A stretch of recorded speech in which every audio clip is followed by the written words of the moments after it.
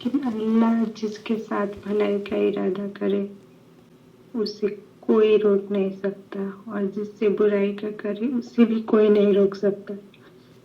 تو پھر یہ جادو، جنات، حسد، نظر کیسے اللہ کی مرضی کے بغیر لگ سکتا ہے؟ یہ بہت اہم سوال ہے دوستوں. آئیے تسلسل سے اس سوال کا جواب سننے کی کوشش کرتے ہیں، سمجھنے کی کوشش کرتے ہیں، کیونکہ اکثر لوگ یہ کہتے ہیں کہ اللہ جس کے ساتھ بھلائی کا ارادہ کرے تو اسے کوئی نہیں روک سکتا، اور جس کے ساتھ آزمائش کا ارادہ کرے اسے کوئی بچا نہیں سکتا.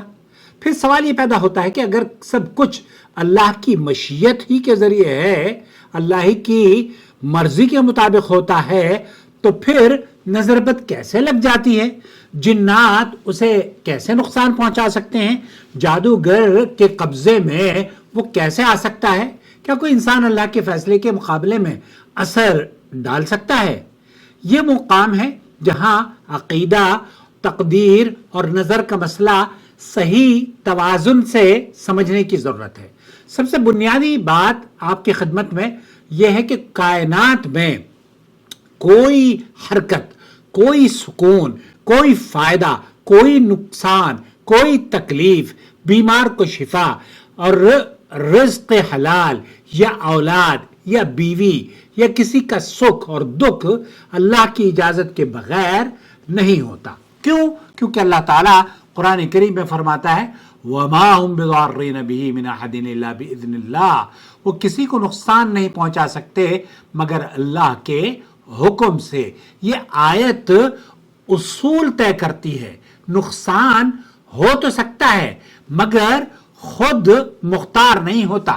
دوسری جو بنیادی چیز ہمیں سمجھنی چاہیے وہ یہ کہ اللہ کے رسول صلی اللہ علیہ وسلم نے فرمایا ہے العین حق. صحیح بخاری اور مسلم کی روایت ہے، یہ متفق علیہ حدیث ہے. یہ کوئی وہم نہیں، یہ کوئی دیہاتی تصور نہیں، یہ کوئی کمزور عقیدہ نہیں، یہ نبوی اعلان ہے، اور اعلان بھی امام بخاری اور امام مسلم نے اپنی صحیح میں نقل کیا ہے.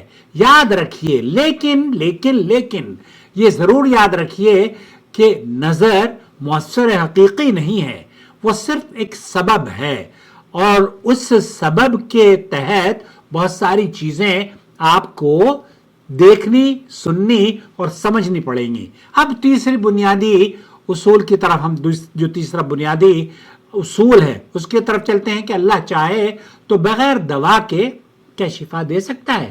بالکل دے سکتا ہے، مگر اس نے دوا کو سبب بنایا ہے. اللہ چاہے تو آگ کو ٹھنڈا کر دے. ابراہیم علیہ السلام کو اللہ تعالیٰ نے وہ جو آگ جلی، وہ آگ کا کام کیا ہے؟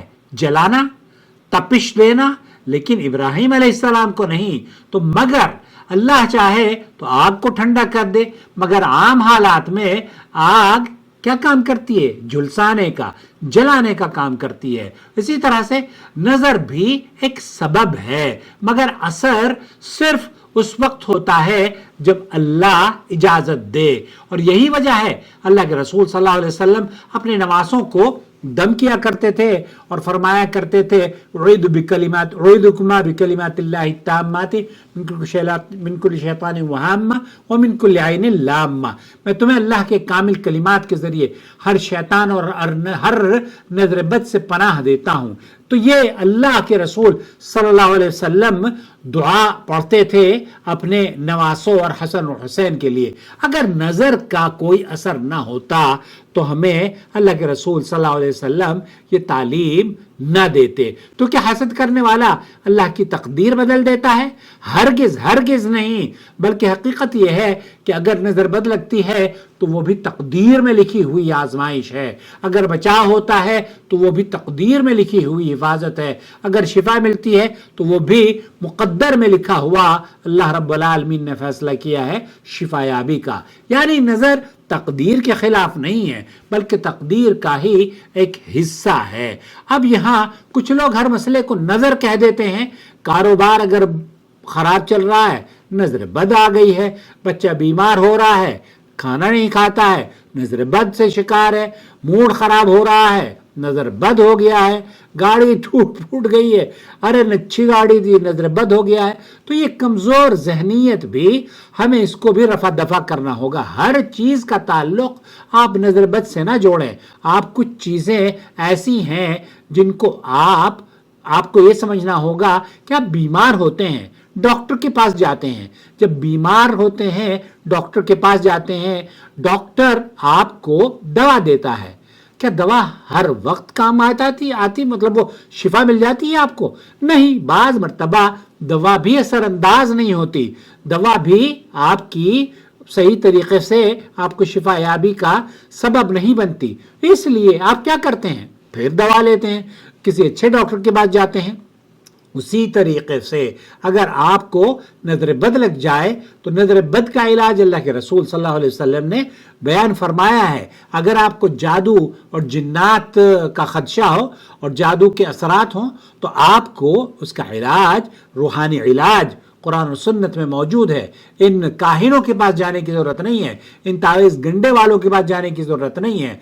तो आप अपने दिल को मजबूत करें और मोमिन को यकीन रखना चाहिए कि कोई हसद करने वाला, कोई दुश्मन, कोई नजर, कोई ताकत अल्लाह की इजाजत के बगैर उसका बाल भी बीका नहीं कर सकती।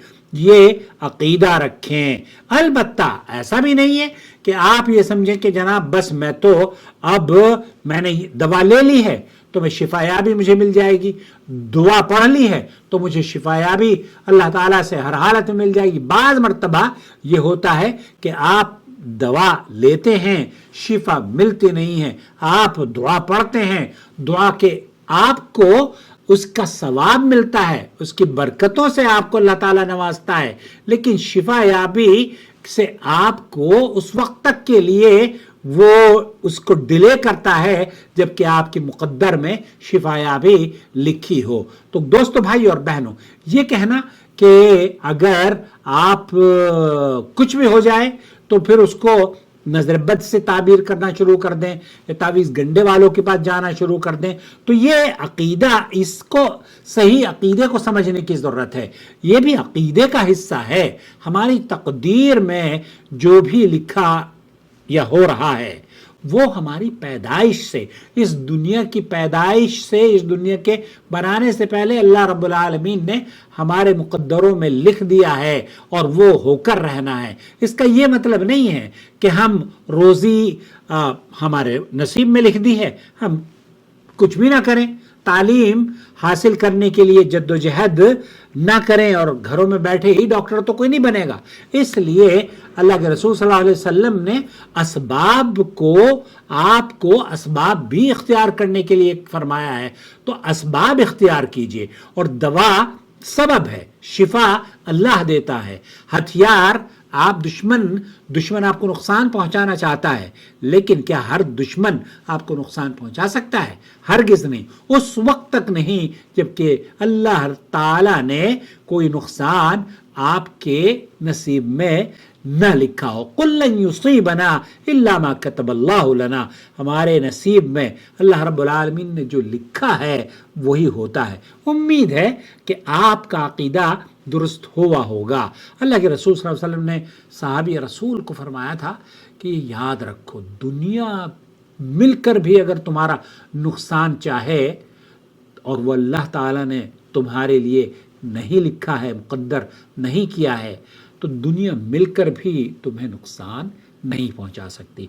और इसी तरीके से अगर दुनिया तुम्हें कोई खुशी देना चाहे, कोई फ़ायदा पहुंचाना चाहे और अल्लाह रब्बुल आलमीन ने तुम्हारे नसीब में वो फ़ायदा नहीं लिखा, तो दुनिया मिलकर भी चाहे तो तुम्हें फ़ायदा नहीं पहुंचा सकती। मुझे याद आया, मेरे पास एक कॉल आई और मुझे उसने कहा कि मैं आपको जनाब मारूंगा। मैं बड़ा परेशान हुआ। सऊदी अरब में इस तरह की कॉल्स वैसे कम ही आती हैं, तो खैर वो भी किस्सा अजीब व गरीब है। मैंने एक तबलीगी जमात के बारे में सऊदी अरब के मुफ्ती आज़म का फतवा उर्दू में नकल कर दिया था, तो वो बहुत गिरा गुजरा उनके ऊपर। तो उन्होंने मुझे कॉल करी, मैं बड़ा परेशान था, तो मैंने शेख तौसीफ़ुर रहमान राशिदी को फ़ोन किया, तो उनकी वालदा पीछे से सुन रही थी। उन्होंने कहा कि आकिल से कह दो कि अल्लाह ताला ने جو تمہارے نصیب میں اس دنیا میں زمین کے اوپر رات لکھی ہے، پوری دنیا بھی چاہے تو زمین کے نیچے تمہیں نہیں سلا سکتی، اور اگر اللہ تعالیٰ نے کوئی رات تمہارے لیے اس زمین کے نیچے لکھی ہے تو پوری دنیا بھی چاہے تو زمین کے اوپر نہیں سلا سکتی۔ اس لیے یہ عقیدہ بنا لیجئے۔ اللہ تعالیٰ ہم سب کی حفاظت فرمائے، ہمارے بیماروں کو شفا یابی عطا فرمائے، اور کاہنوں، ان تعویذ گنڈے والوں اور یہ بابا اور فریبی جو لوگ ہیں نا جادوگر، اللہ ان کی شر سے بچا لے، آمین یا رب العالمین۔ السلام علیکم ورحمۃ اللہ وبرکاتہ۔